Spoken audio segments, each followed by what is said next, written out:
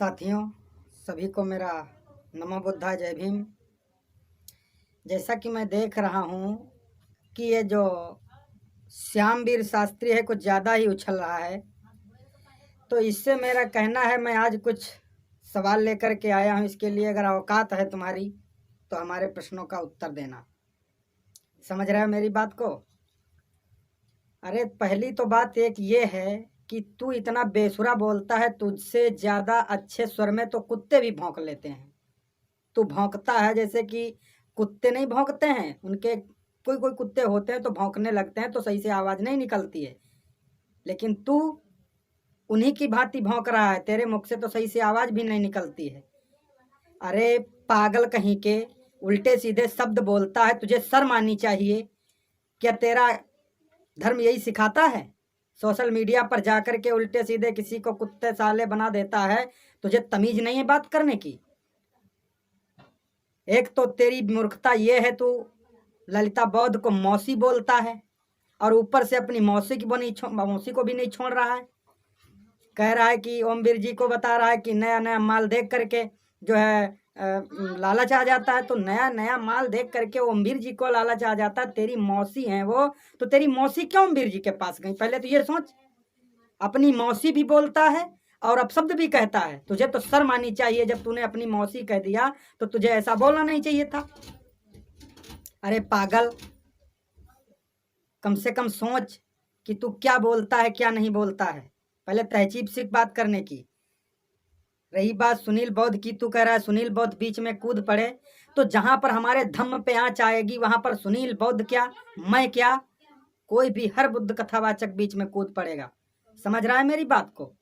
रही बात तेरे वेदों की, तो भगवान बताता है। अब आजा, मैं तेरे वेद पर आता हूं। मैंने कहा था ना, तू ही कह रहा है, तू ही कह रहा है कि ये बुद्ध की कथा नहीं कहते हैं, ये कहते हैं कन्हैया ऐसे थे, राम ऐसे थे, वैसे थे। पहले तो मैं नहीं कहता था, लेकिन अब कह रहा हूं। सुन, और तुझसे ही पूछ रहा हूं, तेरे ही वेद से पूछ रहा हूं, तुझी से पूछ रहा हूं। तू मेरे प्रश्नों का उत्तर लेकर आ। समझ रहा है मेरी बात को? मैं तुझसे पूछ रहा हूं कि तुम लोग बोलते हो कि कन्हैया छत्री थे, यादव छत्री थे, तो तुम्हारे ही वेद कहते हैं कि यादव छत्री थे। छत्रियों का काम क्या था? छत्रियों का काम था लड़ना, लड़ाई करना। फिर जब कन्हैया छत्री थे तो ये गैया क्यों चराते थे? छत्रियों का काम ये तो नहीं था गैया चराने का। छत्रियों का काम ये तो नहीं था गैया चराने का। फिर ये गैया चराते हुए क्यों दिखाई दे दिए गए? समझ रहे मेरी बात को? और दूसरी बात ये कि ये तुझे पता होना चाहिए कि हरदोई के राजा महाराजा हरण्यकश्यप, हरदोई के राजा महाराजा हरण्यकश्यप जो थे, उनका लड़का प्रहलाद, और प्रहलाद का पुत्र विरोचन, विरोचन का लड़का बलि, बलि का लड़का बाणासुर, और जो बाणासुर था उसकी एक पुत्री थी जिसका नाम था उषा। इस टॉपिक को इसी जगह पर रोक देते हैं। अब आ जाते हैं तुम्हारे भगवान कन्हैया पे। कृष्ण जो थे वसुदेव और देवकी से पैदा हुए, ठीक है? कृष्ण वसुदेव और देवकी से पैदा हुए। इसके बाद में कृष्ण और रुक्मिणी से प्रद्युम्न पैदा हुए, ठीक है? समझ रहे हो? इसके बाद में प्रद्युम्न और महामाया से जो है अनिरुद्ध पैदा हुए। अनिरुद्ध की शादी बाणासुर की लड़की उषा के साथ हुई। सोचने का विषय ये है कि बाणासुर, हिरण्यकश्यप, बलि, विरोचन, इनका खानदान तुम्हारे असुर बता रहे हैं, तुम्हारे वेद ही बता रहे हैं कि इनका खानदान जो है ये असुर थे। ये असुर थे। जब ये असुर थे, जब इनके बाप असुर थे तो बेटा भी असुर हुआ, उनका भी बेटा असुर हुआ, उनका भी बेटा असुर हुआ। अब आ जाते हैं हम बाणासुर पे। तो बाणासुर वो भी असुर हुआ। जो असुर हुआ तो असुर की बेटी वो भी असुर हुई। जब वो भी बेटी असुर हुई तो उसकी शादी फिर किसके साथ होगी? असुर के साथ ही तो होगी। मेरी बात को, असुर की बेटी असुर ही तो होगी। और तुमने कहा, तुम कह रहे हो कि ये कन्हैया भगवान थे।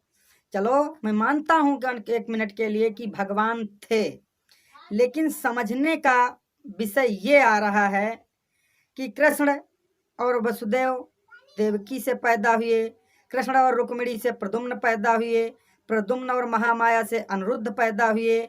तो अनिरुद्ध की शादी बाणासुर की लड़की उषा के साथ कैसे हो गई, जब बाणासुर का खानदान असुर था?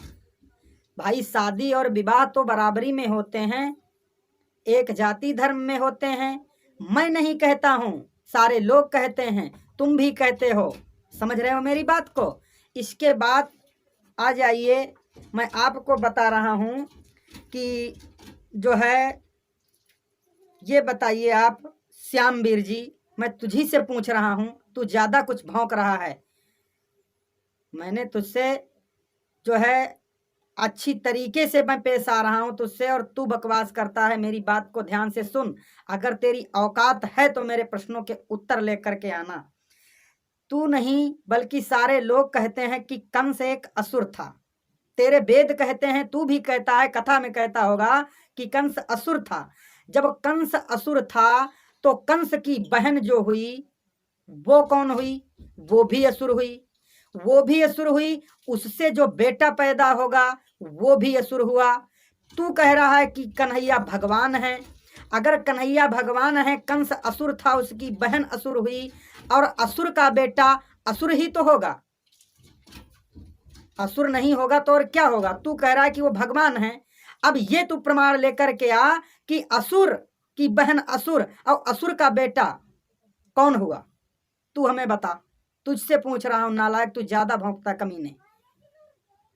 इसीलिए मैं तुझसे कहता हूं कि शांत हो जा, अन्यथा मैं हर वीडियो में ज्यादा नहीं 2-3 प्रश्न लेकर के आऊंगा।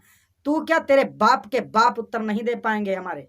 समझ रहा है? ज्यादा नहीं बोलूंगा, मात्र 2 या 3 क्वेश्चन करूंगा। समझ रहे मेरी बात को? तू कहता है भगवान है, चलिए भगवान है। अब अगली टॉपिक पे आ जाइए कि भगवान, तेरे भगवान कितनी रानियां रखते थे?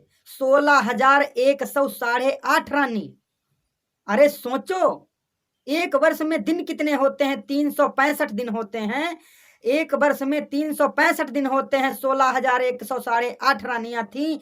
अगर एक दिन एक रात प्रति अपनी पत्नी के पास जाते होंगे, फिर भी 1 साल 2 साल पूरे दिन जाते रहते होंगे, एक रानी से दूसरी रानी के पास, दूसरी से तीसरी के पास, फिर भी उनके पास नहीं पहुंच पाते होंगे।